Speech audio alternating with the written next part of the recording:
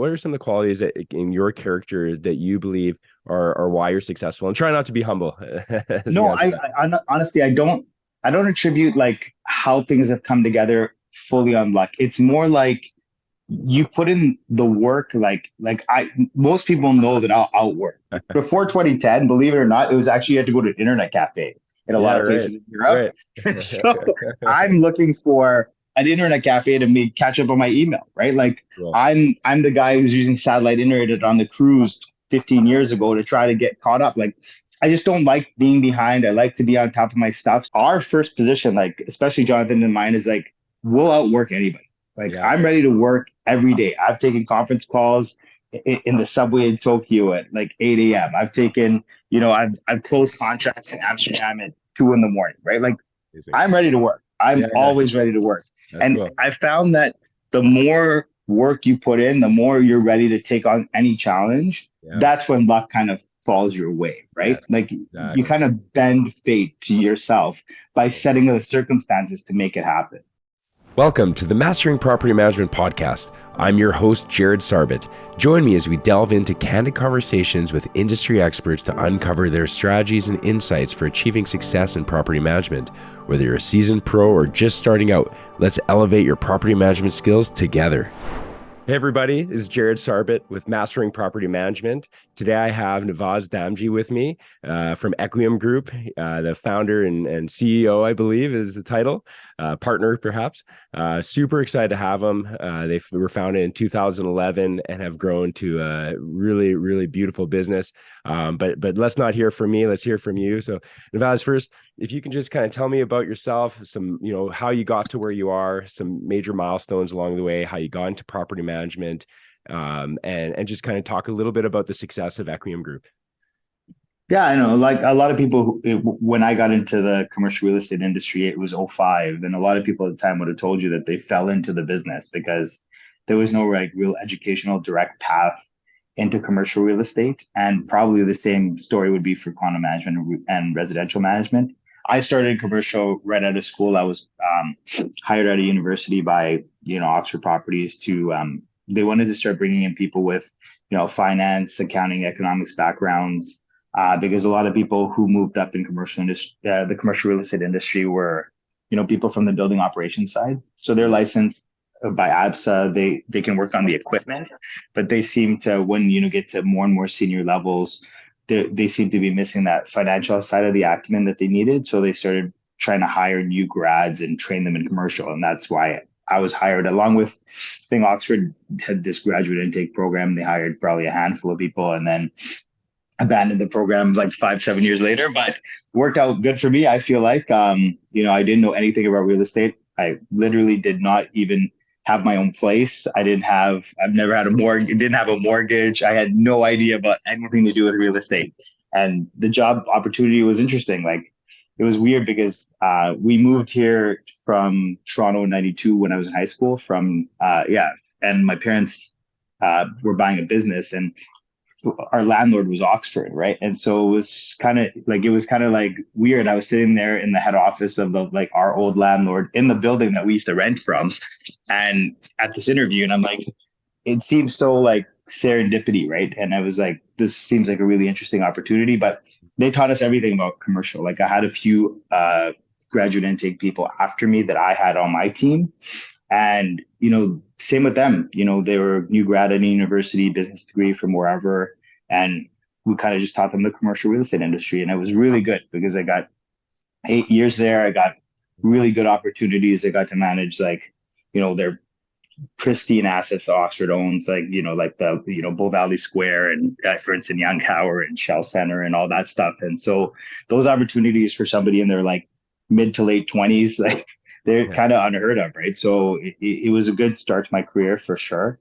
And then from there, I kind of started buying my own rentals as trying to develop eventually a retirement nest egg, really is what you're thinking about. And so I started to buy more and more rentals. And eventually, I had enough of a portfolio that I was like, maybe I should just manage my own rentals. Yeah. And Nice. so, and I went from managing commercial real estate to managing my own rentals. But on my way kind of leaving that commercial real estate industry. One of my commercial clients at the time, I had left Oxford. I was at another commercial real estate company. And one of my clients was like, if you're leaving, you should bid on our asset.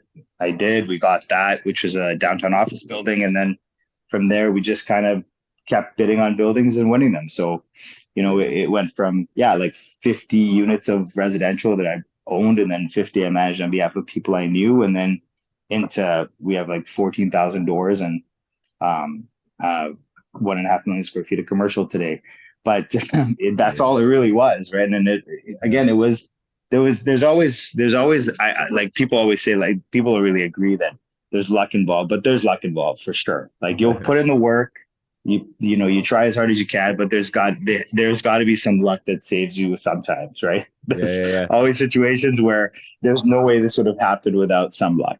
Yeah, that's amazing. What an incredible story, right? Like, literally built it from the ground up, coming into the industry unexpectedly. Like, you didn't go to school for it specifically, but I'm sure a lot of your education plays a huge role in your success. I'm sure now, from a finance perspective, I would assume. Yeah, I think that it gives us, like, my partner's the same. I hired him to the graduate intake program. Oh, cool. The two of us are still together Awesome. many years later.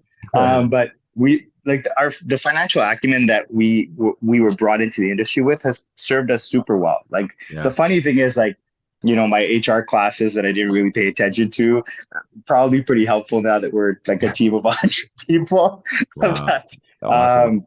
yeah, it's the business courses I took for sure. They laid a good foundation, and then a lot of the learnings we had at Oxford. Nowadays, like, the kids nowadays, I like to bug them because, like, there's an actual path to real estate through the real estate school at Haskayne. Right. And so there's more people coming into the industry that have come up that path, which is cool. It's awesome. Like, real estate as an asset class, whether it's condo or commercial or residential, is a pretty sophisticated business, right? So having people with an operations background in the industry and having people with, a business education background, that's how you can properly manage an asset, is when you have both those kind of types of people involved. Very, very cool. And by the way, like, there's no question that your HR program would have helped you, because I mean, you guys have been, I have it here, like, best by Globe and Mail and Business Report on Business in 2018 through 2023, or best place in Canada to work. Is that right? Is that yeah, amazing. That's incredible. The thing is, like, when we first won that, they're listing off the companies. We're in Toronto for the award ceremony, and, like, we were getting, they don't tell you what position you're in. So we were sitting at a table with a bunch of other companies, and, we're getting down to from 50 to 30th best to 10th best. And these people at the table are like, what do you guys do? And I'm like, well, it's not really a fair comparison. I'm in the office with these guys. It's like, I'm kind of trying to make it fun for myself, right? Like, we go out together, we have, go out for drinks with, like, I can go out for drinks with my team. Not as much anymore because now we're 100, but at the time we were like 15, 20, 25, whatever it was. And it's like, I can just go out for drinks on a Friday with everybody. Like, we can just go, games night. We can do stuff together. So it's not just like, obviously we want to be an employer of choice, but some of it was like, I want to have a good time too, right? And it's like, I want to go have a good time with these people that I spend a lot of time with, right? That's amazing. And this wasn't on my questions list, but like is that, like, how do you sustain that once you do get to 100? Like, that's a question that I always ask myself personally, and within my business, can you sustain that, best place to work in Canada, as you continue to grow, and what are your strategies to do that? Yeah, so we went from 65 to 100 people this year. And so I couldn't tell you right now what a 100-man operation of that is, but what we've implemented stuff like, every month we do, a big group event, and we try to do it during business hours so that people with childcare situations or whatever can still come. And it hits some of the, like, super critical operational staff that they can't always make it because of their jobs are, I have a building shut down with some vendors, and, like, the building inspector from the city is coming. So you can't work with everyone, but we hope, because we do it monthly, they can make it work once in a while, at least more often than not. The teams individually do some stuff on their own. The managers kind of have a little bit of room to be able to just, take their team out for lunch, take their team out for drinks. Like, that's kind of like, because we do it, they kind of know they can do it too. Yeah. So that's good. And then, the other thing is we hired a VP of real estate, and his hire was really based not specifically on, like, although he has 20 years of commercial real estate experience and we worked with him and he's a known quantity, it was his ability to work with people. Like, he's a very Yeah. people focused manager, and that was one of the reasons that he was hired for that, tapped for that job, is because we wanted more and more of that focus on people. Like, the more we get into this business, the more we realize we are a people company, right? Like, we have no property, plant, or equipment, Yeah. like Yeah. none. So Yeah. as a Yeah. Yeah. property manager, I deliver people. So we better Yeah. get better at delivering people. Totally. That's amazing. Super, super inspiring. And not only are you, one of the best places to work in Canada, but you're also one of the fastest growing in Canada too. And you just said it's 65 to 100 people. And, and who recognized that? That was through Maclean's magazine, one of the fastest growing companies in Canada. So you're getting accolades everywhere. You're making waves, which is, just such a beautiful thing to watch. And to be able to get both awards in conjunction with each other, that's special. That's where the magic really happens. And you have to question is, are you growing because of the culture? I would argue that's probably a big part of that. Would you agree with that? I feel like we have it really good. Like, in condo management, we have a really significant niche. Mm, And so the volume of work comes our way. But a lot of companies will tell you, like, I meet with some of the other owners of condo management companies regularly. Like, it's good to share stories, good to meet up with whoever wants to, right? And so I try to reach out. There's a few that I meet with regularly, and the story is always the same, right? It's like, I could take on more business, but I can't get the right people. So it's right. almost like in tandem. It's like, okay, I have a really good niche. I know I can continue to grow that niche, but like the linchpin in the system is going to be people. So, Wow. being able to attract good people and keep them here and keep them happy, that is the business, right? Yeah. Like, Yeah. there's 135,000 condos in Calgary, and you know, if I do everything right, maybe I get 20% market share, and like, we'll hit that, I'm sure, very soon. But at the end of the day, I have to staff that. Yeah. Like, I Yeah. have, right, and so it's making sure the culture is there so that, like, people feel like they're heard, people have opportunities. That's Equium's main thing, is like, look, we were 5 people 7 years ago, Yeah. right? So there's opportunity, right? Yeah. And so we expect to, double every 18 to 20 months, and we're going to keep going as far as we can. Really, really cool. I'm sure you've read the book Good to Great by Jim Collins, or heard of it if you haven't read it, but I imagine you're someone that has. I you remind me a lot of how they describe the CEO, very humble, that doesn't give a lot of credit to himself, like attributes luck to a lot of it. Those are the traits of the. I don't know if you've ever thought of that, but you typically have those.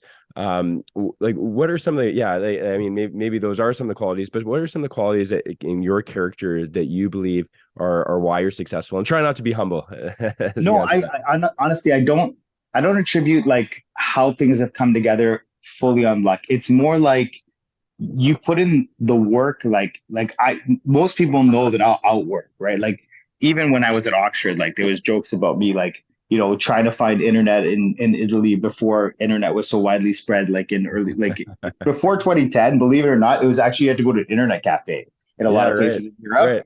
right. So I'm looking for an internet cafe to make catch up on my email, right? Like, Cool. I'm the guy who's using satellite internet on the cruise 15 years ago to try to get caught up. Like, I just don't like being behind. I like to be on top of my stuff. So like, the first our first position, like, especially Jonathan and mine, is like, we'll outwork anybody. Like, Yeah. I'm ready to work every day. I've taken conference calls in the subway in Tokyo at like 8 a.m. I've taken, I've closed contracts in Amsterdam at 2 in the morning, right? Like, Amazing. I'm ready to work. I'm Yeah, yeah. always ready to work. That's And cool. I found that the more work you put in, the more you're ready to take on any challenge. Yeah. That's when luck kind of falls your way, right? Yes, Like, you exactly. kind of bend fate to yourself by setting the circumstances to make it happen. Yeah, well said. Very well said. Do you ever question if that insane, relentless work ethic? I call it insane because I have it Mhm. too, and I think it's sometimes a little insane. But like and there's sacrifice along the way when doing that, like stopping in the middle of your vacation to work, right? And the kids are like, "What are you doing?" And but do you is that is it out of like first my first question is that out of like a true love, like you just truly love what you do? And my In second, all honesty, go ahead. No, let's do the second question. yeah. And then my follow up to that is that sustainable, and how, like, do you see yourself doing that until the day you retire or sell the business or pass it on to your family or whatever? But once you start, like at what point, do you feel like you maybe need to slow down?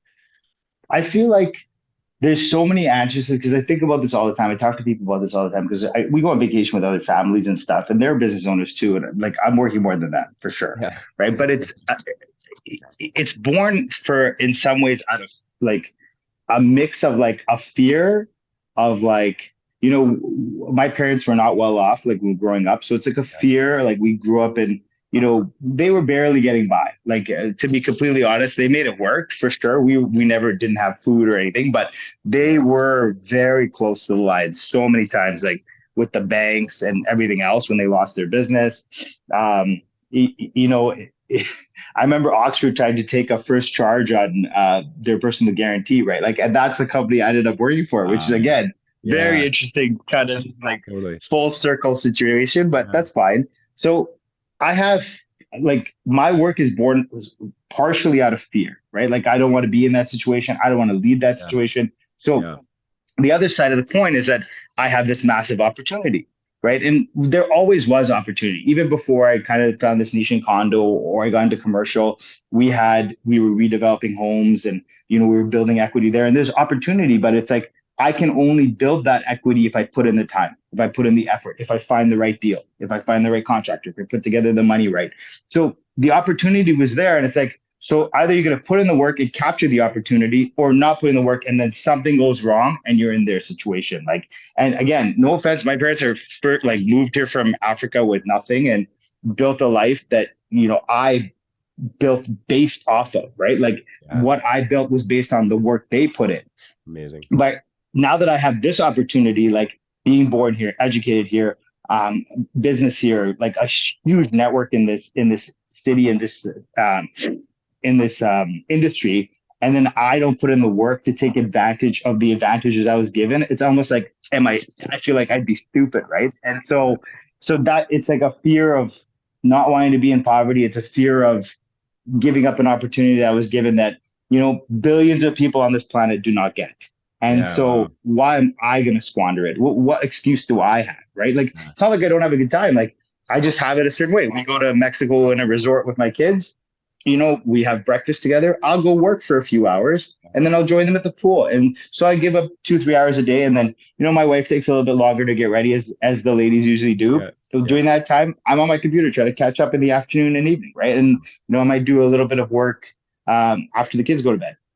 And so it's not like I'm putting in an 8 hour day, but I'm definitely 3, 4 hours a day on vacation working. Like, and I just want to, I don't want to lose the momentum. I don't want to lose the opportunity. I don't want to squander what I've been given versus, like I said, billions of people on this planet who would kill to be in my situation. Totally. That's really inspiring. Like the fear is like, a healthy fear, I think, right? Like it's not a fear that will paralyze you. It's a fear that inspires you.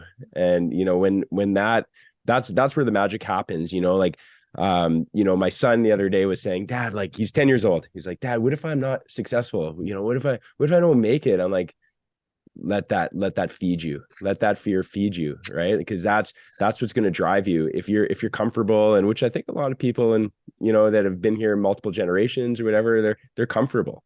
So that I think that's why you see often the immigrant success story, right? Because they know the other side, they know what it looks like back there, and they don't want that ever again for their children, Yeah, for their family. Yeah. it's interesting. Like speaking of like, the next generation and children, like, we have the struggle built into us. And I talk about this with a lot of people I grew up with. It's like we have the struggle built into us, right? Because we saw our parents struggle, like working days and nights and like trying to make it all work. And, we have that in our grain, in our DNA, in our programming, right? But what do our kids have, right? Like our kids are on vacation a lot. They don't really have to worry about money, but Yeah.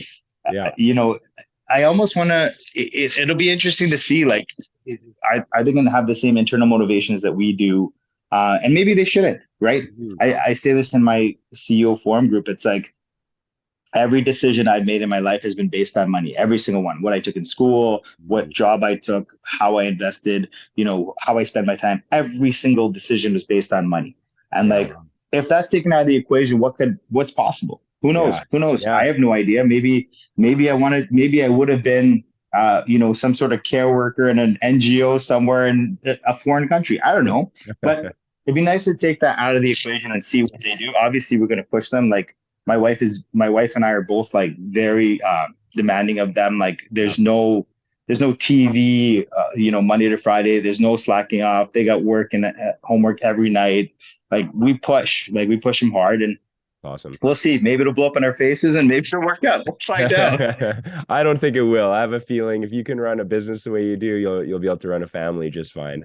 That's my quick snapshot impression. That's awesome. Great to get that insight. That's pretty deep stuff. So that's powerful. So kind of more into the property management world. So property managers, you guys deal with whether it's tenants and owners. You're dealing with vendors, contractors, all sorts of people. How do you kind of balance that communication, to ensure, like fostering effective communication between all parties? I imagine that's can be pretty overwhelming because there's lots of different people happening at once. The board, of course, is a big one. How do you manage that? Yeah, we've had the same struggles most management companies have, I'm sure, right? Like, there's certain people that are good at managing boards and are good at managing people, and there's certain employees that are good at managing projects but not managing people. And so you have this situation where they can deliver, results, but then they can't keep the people, happy, keep them satisfied, communicate with them properly. So we've actually expanded this solution as like, okay, every single board, every single client has a team of people that work with them. So they have an operations focused person, they have a people focused person, and then they have a senior person. So then it's like, if there's a personality conflict with this one manager, that's not going to derail the relationship. If our ops person who's really good at capital and project management is delivering good projects but can't communicate well, there's other people on the team. So Yeah. like every single board has 2 or 3 touch points at different levels of the organization that they meet with regularly.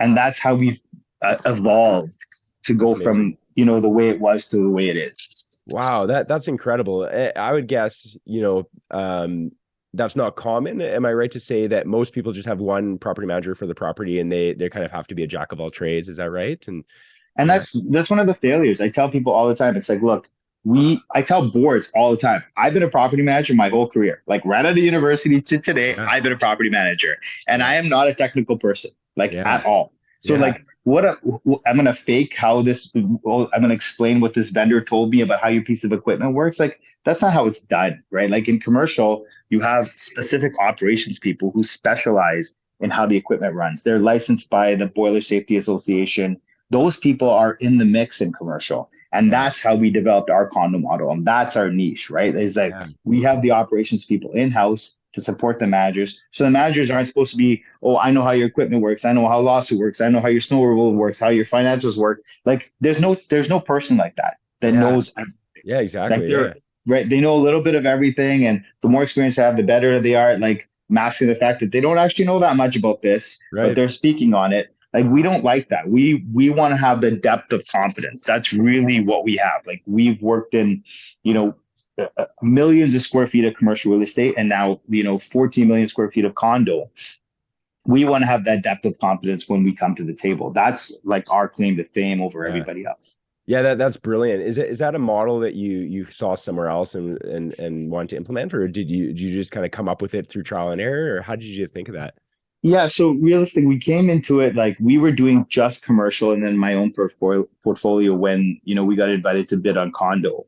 Mm, And we didn't know condo. Nobody here has ever worked in condo ever. mm, So sure. all we have is our commercial experience, and Yeah, we kind of dissected how condo's running year after year of doing it, and we're like, all the stuff that we do in commercial that has made commercial more sustainable, more financially successful, like vis-a-vis a condo, is all best practice, industry best practice, and it's right. non-existent in condo.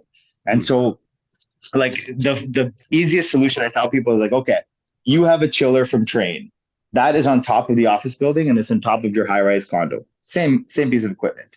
So same manufacturer, same installer, same maintenance company. How come in commercial we practically can assume that almost every piece of equipment is going to outlast its life cycle, but in condo we practically see every single piece of equipment fail earlier than life cycle says. Hmm. What's the difference? The only Yeah, difference is how they're maintained. That is it.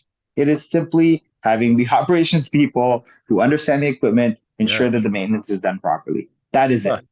Amazing. So you took a lot of your commercial philosophies and brought it into residential. So Our it's whole senior management team is still commercial. Like we are going to continue to hire from the people we work with, the people we know from commercial to help us run this business, and then we're going to train people from the ground up in condo, but in our kind of way of doing it because it's not like the industry, and I have to explain it for hours and hours on end with every board that we take on because yeah, it's not what they have right now, and they're like, "What is this?" But yeah. it's this is how we do it in commercial. We have an absolute replication of what we've done in institutional commercial real estate in condo.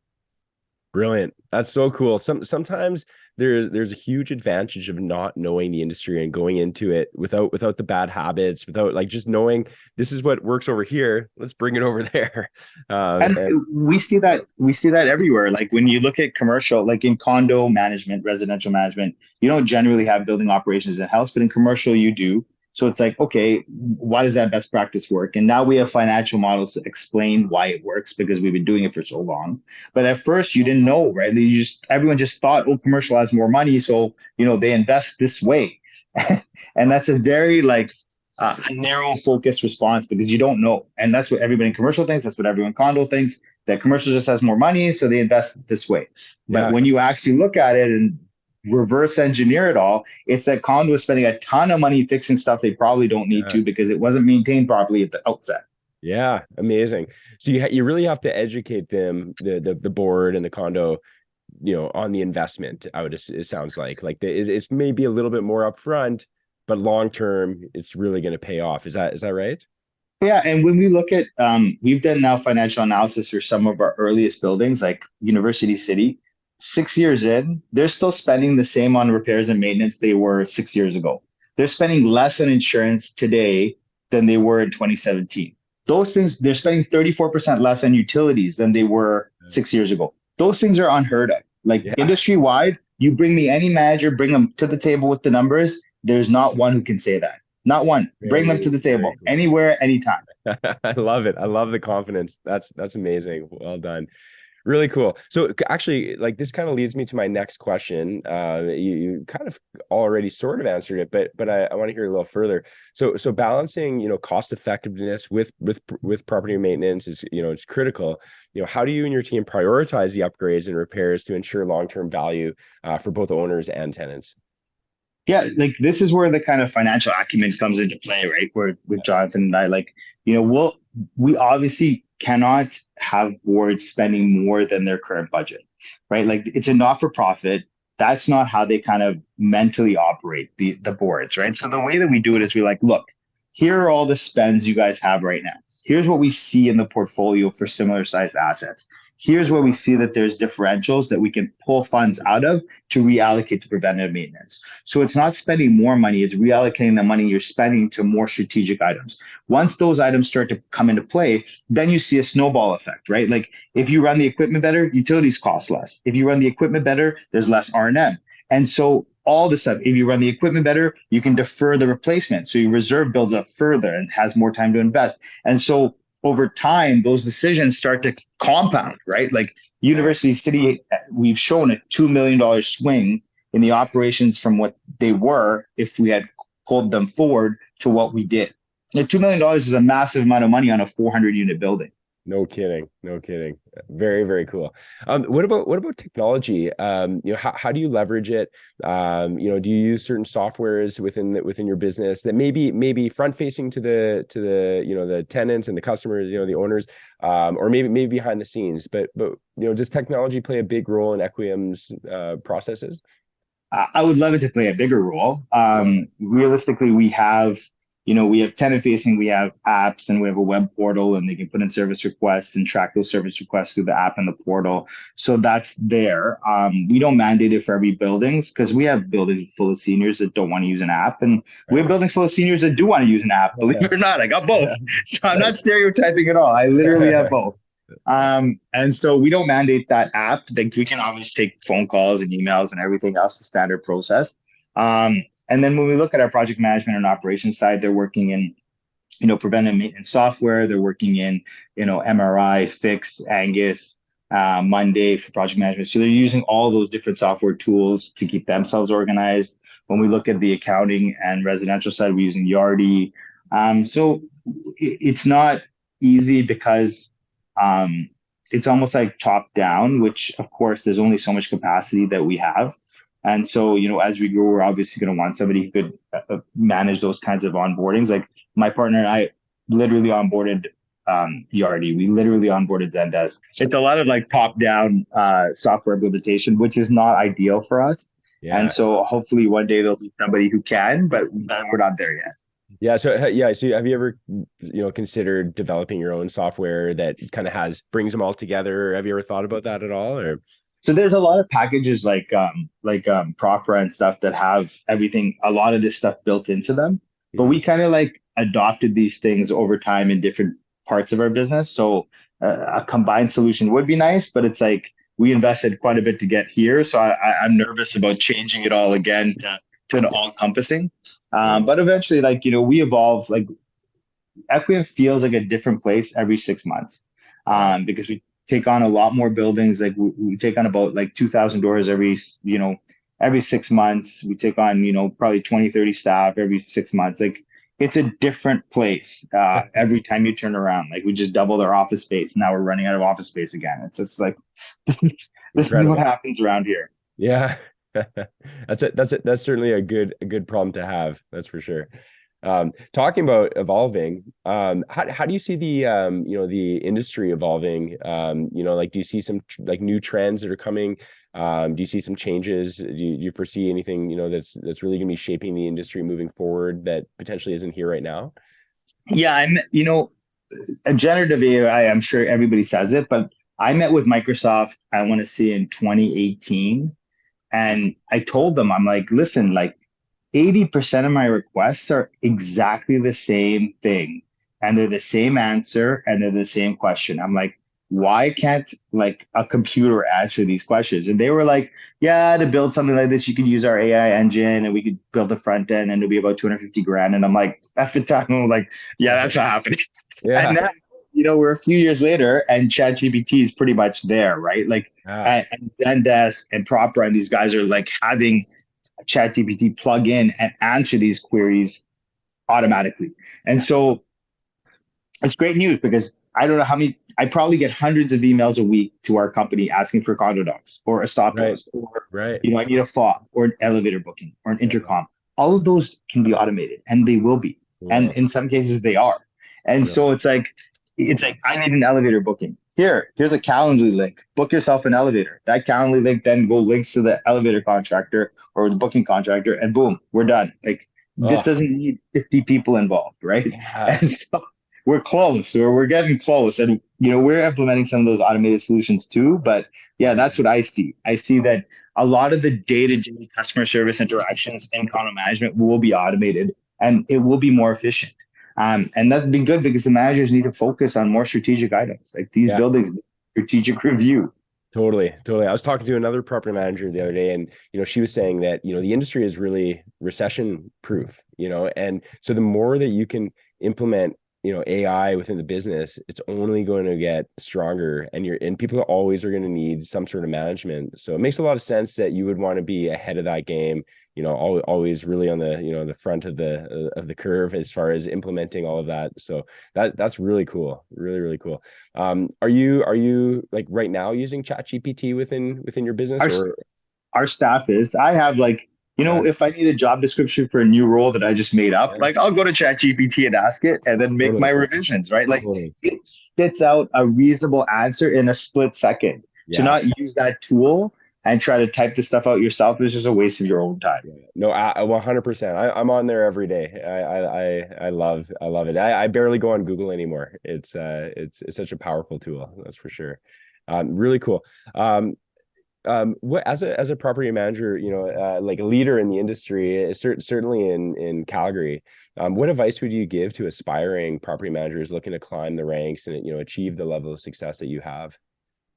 You know, I feel like I've always wanted to put in the work. I wanted the opportunities. Like even when I was, a corporate guy at Oxford and a pretty junior one, like I wanted the work. I wanted to work more than anybody else. I wanted to learn more. I took on challenges. Like I took on files that nobody wanted, right? I remember there was like a lease from 1968 that was typed on a typewriter and it was administered on behalf of one of the banks. And their administrator on the other side had managed this typewritten lease for 30 years. And on Yeah. our side, nobody understood any of it. It was Okay. talking about like base years and CPI from 1968 and base years and property tax from 1969. And like I went and got all that info. I went to the city. I got the 1968 CPI and the 1968 property taxes Yeah. as my base year and calculated. And I fixed this file that was out there for years, like years and years and years. It was a mess.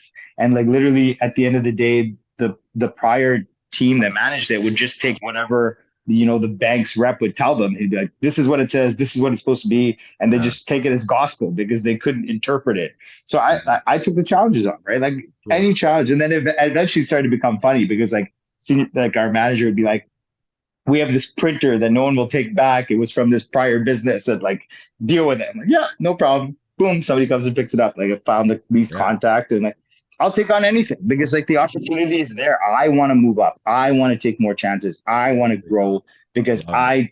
you know what I want more. Like I love whatever it. we've done, I'll always want more because one day I'm gonna be hit by a car. I'm gonna get sick. I'm gonna pass away. It might be 20 years, might be 50 years, whatever it is. One day the game will be over, and then it'll Yeah. be like, did I take every opportunity I was given?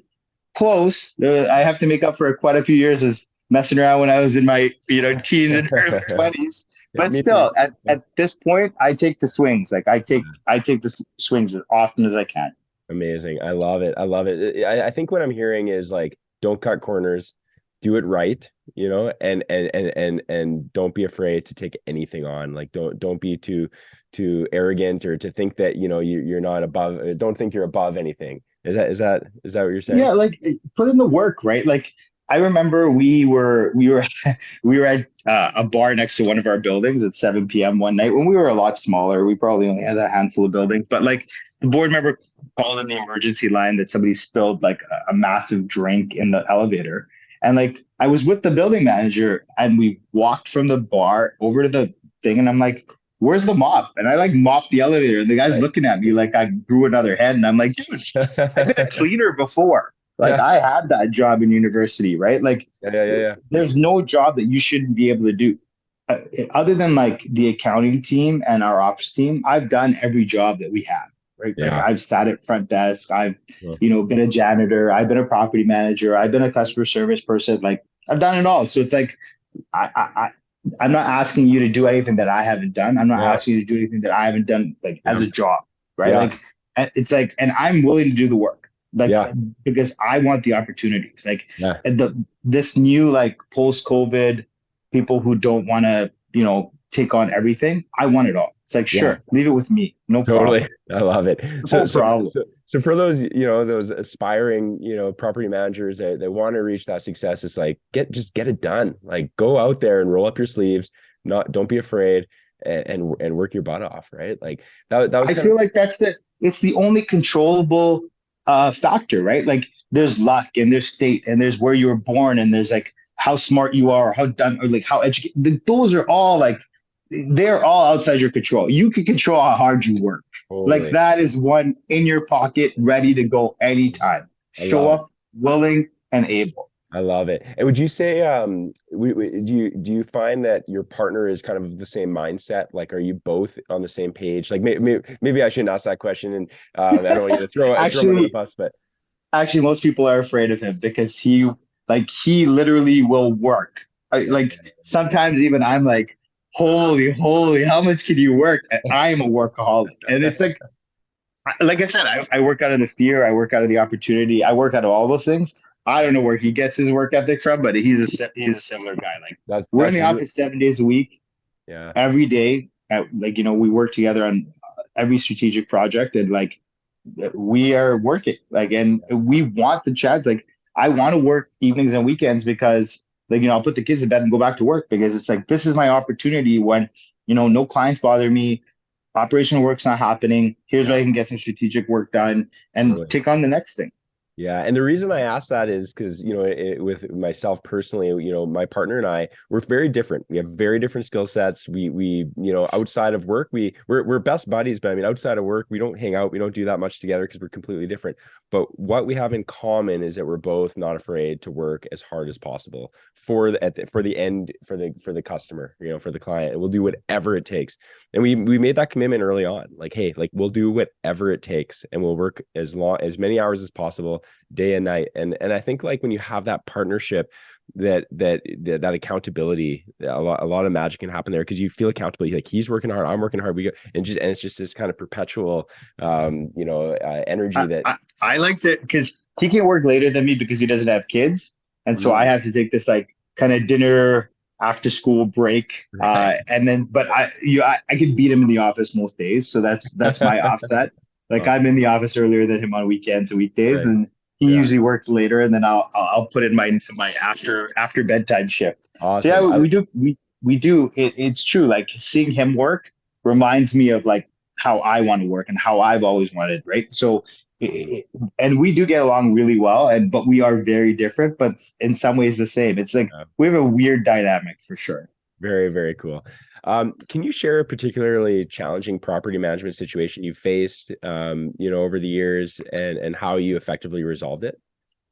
Yeah, the funny thing about this is like we've taken on every challenging situation, like because this has been our thing, right? Like the Guardian Podium was closed for 5 years because it was a $500,000 repair. We figured out how to fix it for 10 grand.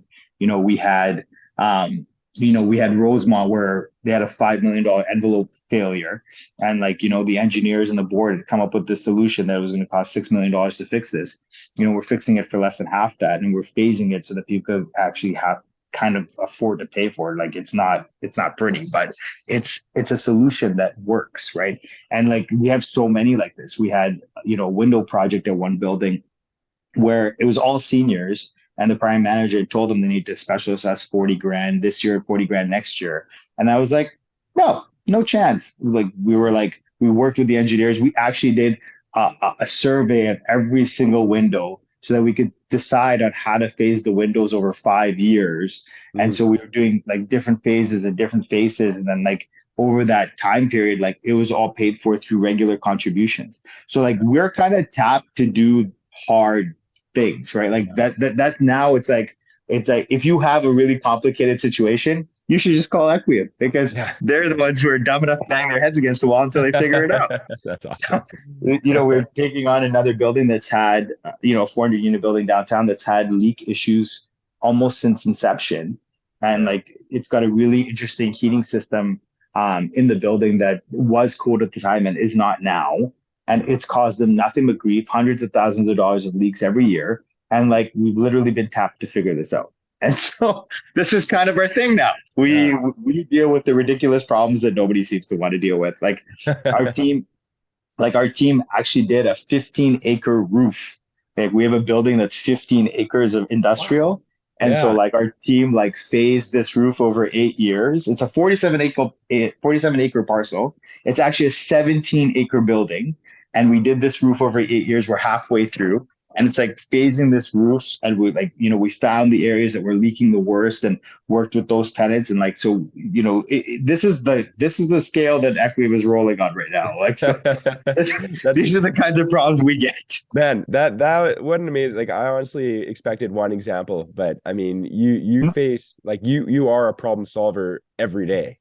This Uh is this is our niche, our claim to fame. Like having this ops team, work with the financial acumen that, Jonathan and I bring to Yeah. solve these problems without being like, okay, everybody open up your wallet. It's going to be $5 million special assessment. Like that is the worst case scenario. Like, can we phase it? Can we find another solution? Can we reorganize? Can we rescope? Like we rescoped a roof at, there's a high rise building, just on 12th. They had a $300,000 roof project. The reserve fund study had a $300,000 roof. The engineer that originally bid it came up with a $280,000 roof. So everyone's like, yeah, that makes sense. And I'm like, does it? So we sat down, ops and engineering, found a different tender, different scope, worked with the engineer to create a whole different build for this roof, came in at 180. So we don't take anything at face value because that's kind of how it works in commercial. Like you just don't do that, right? Like you talk to the people who worked on a project like this and a building like this and a roof system like this and be like, is there a different way? Is there a way to phase it? Is there a way to do it cheaper? Is there a way to do it more effectively, more efficiently? And if we get that win is what I take forward to the next building. I literally take the board like, okay, here's our portfolio of wins. Totally. This is what we do here. How. Yeah, you're working towards getting those. I mean, I always say, we work towards getting those 5-star Google reviews. And it's like you're kind of at a grander scale than that. You're looking to save millions of dollars, but like you're not in it for the short term. You're in it for the long term, and to really give benefit to the tenants and the properties, so that you can go to the next one and the next one, and everyone's talking about you in a positive light, and you can give those case studies, and that's a really strong long-term strategy, that's for sure. And I'm sure one of the reasons you're growing so fast. Well, one of the first boards we ever took on, I told him, like, I want to manage this building longer than you own here. And now I'm 7 years in, and I've only had a few of them sell. So we're still going on that one. But I tell every board, it's like, I don't want to have this 1 year mandate or 2 years or 3 years, and then you go find some other manager. Like, we want to develop a system. Like, we've redesigned how these buildings run. Like, when you look at University City, when you look at Guardian, when you look at Drake, when you look at how we've done it, like the entirety of how the building management platform is put together, like how it's staffed, who manages what, concierge, everything. Like we redesign it so that, okay, we'll less reliant on vendors, more reliant on, apps licensed building operators, rejig the financials to make that work, retender some of these contracts to make it all work, find that excess savings, put it into R&M. That R&M is done by our staff. They've got a completely different management platform. And so we're tied together, us and the board. Like we're hopefully around a long time. But it doesn't always work. Like, there's always, there was this one building I was just telling one of the lead insurers about. There was a building that had like $1 million of claims the year before we took over, like 5 big leaks and $1 million of claims. We took over, and we literally managed this building for 3 years. We fixed every single problem, like problems with their pool, problems with their leaks. We had no more insurance claims. We fixed every single thing. Our ops team was in there all the time. It was the most ops heavy building you would imagine for 200 units. And then after everything was fixed and they had $1 million in their operating account, remember, before we took over, they had $1 million of claims. They had a massive special assessment to pay for that. Their insurance shot up to $250,000 deductible, $250,000 premium. They're literally broke. We fixed everything in the building, and they have a surplus of $1 million in their bank account. They're asking us for a discount on our fees. It's like, it's not going to happen, right? Yeah. Oh man, that's unfortunate, but they got to fight it's for the business. Yeah, that's right. It's the business. That's right. That's it. Yeah. Awesome. So assuming, as you know, I have a janitorial company, and so I have to ask the question. So, assuming janitorial is, one of your largest ongoing costs, not obviously the reserve funds and the big projects, but as an ongoing cost, how do you look for janitorial companies to work with? What qualities in the company are you looking for when you guys are looking for janitorial companies? Yeah, to be honest, like when we were in commercial, we were looking for kind of the operational infrastructure to manage our asset, right? Like when we were looking at when we were tendering the cleaning for Devon Tower or Bull Valley or any of that, we're looking for the scope and scale of similar assets that they can manage, and they have the systems and processes in place to do that, right? Now that we're in condo and we're not using these massive multinational cleaning companies, right. It seems like we're looking for the guys, and like, again, one of the reasons I came on this podcast is because you're one of those people that understands the people side of the business, right? If you can manage the people well and they're treated well and you have a good business and system for managing the people, you'll be able to clean the building, no problem, right? And it's a people business. And Yes. so if you have that mindset, you have that thought process, obviously you have a growth mindset, you're building your business and everything else. It is that main thing. It's understanding that the people matter.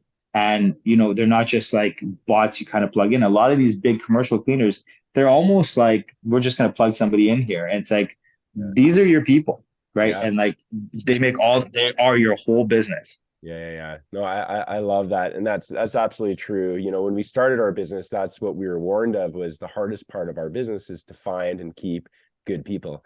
So right from the onset, that was our philosophy, is like, this is what our whole business is, sort of based on, is, creating the best job they've ever had. And yeah, go like, we're still not, one of the Canada's best places to work yet, but certainly, you're right that's critically important, and to align ourselves with companies like yourself that also have that perspective. That's where the real magic happens. So very cool. Thanks for that.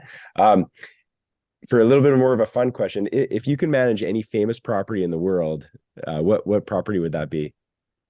It's funny, like people, I knew you were going to ask this because we talked about, but like, I'm sure people would mention like Rockefeller Center or the Shard or some crazy building. But, I like to tell the story. Like I moved to Calgary in 1992. And at the time, Devon Tower was Cantera. This blue marble building was like, sticking out from the rest of downtown because it hadn't been built up to Eau Claire. So it was this little tower. Well, not little, but it was this high-rise tower that was kind of offset of the rest of downtown. And it was like this, it was all blue pearl granite Italian. And I remember being a kid and looking at this cool building, and then I got to manage it, right? Yeah, right. And so I remember being in like junior high school, looking at this cool building in Eau Claire, and like, that's so neat. And like, happenstance, I was a property manager for that building not very long, Yeah. 20 years later. Yeah. And so I got to manage probably the coolest assets, and we do manage some of the coolest assets in Calgary. And so I don't really need to look. There are obviously very cool assets in the world for sure, but like when you look at, whether you look at Virgin Crossing's presence on Memorial, or the Guardian being the tallest condo in town, or where notable is the Montgomery Place building, that the presence that it has in the neighborhood, or Colors and Chocolate, their presence in Victoria Park. Like we have the coolest assets in the city, like bar none. You can watch our video. Yeah. We have a video. We put together a video of the cool assets that we have, but like we have a really cool portfolio of like the best residential assets in the city, and like we are really proud of that. We target that. Like when one of those iconic buildings comes looking for a bid, like we try really hard to win it. Like we will like break our back to win those bids, like because we want those buildings. Like even Castle, like in Richmond, like when you're exiting on Crowchild, there's that the condo building right on the corner of 25th and Crowchild, and like you see it from every angle. Like we wanted that building, and so that we've gone for the iconic buildings everywhere in the city. I love it, man. I love it. That's amazing. And that's really cool how proud you are of your properties, right? And that you could think of, the Taj Mahal, or you can name anything, but you're proud of what you're working on. So I don't mind visiting the Burj Khalifa or the Taj Mahal, like sure, but like, I remember walking the Empire State Building when I was heavy into like LEED and BOMA, and I was looking at the environmental work they did, and I'm like, man, to manage this building would be such a nightmare. Walking around the Empire State, I'm like, I'm glad this isn't my job. But that's the same thing. I look at Chinook, I'm like, I'm glad we've never had to manage that. I'm so happy, because like having the public aspect on top of the tenancy and the large scale commercial, like I don't want that, right? And so I like cool buildings for sure. That's always been a thing. I remember being a little kid and looking up my parents' window, driving around Toronto downtown, looking up at the high rises. Like I remember how cool that was, and like managing high rise buildings has always been my thing, and I've done it like my whole career, which is awesome. But we like to focus on cool buildings that we can actually get our hands on right here in the market. And there are a ton, like Calgary has just a phenomenal portfolio of buildings here. Like there really are some really neat stuff here, that's for sure. Yeah, we just took on Eris, which is the high rise over the Superstore downtown, and so that's a really cool building because it's got all the really cool hotel type amenities for the condo owners. And then we also have like the N3 building just down the street, which has no parkade. Like it was like everyone talked about this building because it's the first building in Calgary being built with no parking, right? So like those, we wanted those assets that everyone knew. University City, I remember there was like a huge fight about building it because nobody in Dalhousie wanted that building built, right? Yeah, And yeah, yeah. so yeah, we like those buildings that kind of everybody knows, like I love everyone knows University City, I love it. everyone knows Guardian. You know what I mean? That's what we wanted. Very cool. That's awesome. Good. And then finally, my last question is, if you could recommend any book to read, for property managers again that are, aspiring to get to your level of success, what book has been played a pivotal role in your success? I'm going to go to the classics. Like, I read Machiavelli and Sun Tzu and all that stuff. But like, I think the most impact a book has ever had in my life, and my parents gave it to me young, is How to Win Friends and Influence People, like Dale Carnegie. Yeah. Napoleon Hill is always good, like for sure. Like I said, I will go to the classics. Like there's Yeah. lots of good to great and a lot of new school. Like even like if you go back to Seven Habits, but like when I look at how I've structured my life, a lot of it has to do with Napoleon Hill, Dale Carnegie for sure. Even when Awesome. I go back to high school and university to today, those are the kind of founding principles. Very cool. And those are, I mean, those books you can implement in so many different ways, like a property manager can be successful with it, so could, anybody, like Anyway, it can really it's for all aspects of your life yeah, for sure. totally. I love it. Well, hey, Nawaz, this was such an awesome conversation. There's so much insight. You can really see why Equium Group is so successful. Getting a kind of a quick insight into who you are, and how you lead your business. You guys, there's no question. Is the goal 20% of the market, of the Calgary market, or is it? Well, I think we can easily achieve 20%. I don't know Okay. I don't know what Okay. the goal is. We'll see. All right. All right. Well, I can't wait to continue watching your journey, seeing where you guys are going. You guys have something really special that certainly I can learn from, and hopefully a lot of others can as well. So thanks again, and we'll continue to watch your journey. Thanks again for having me on. Appreciate Yeah. it. Thanks, guys. Appreciate it. We'll talk soon. Okay. Bye Bye. bye.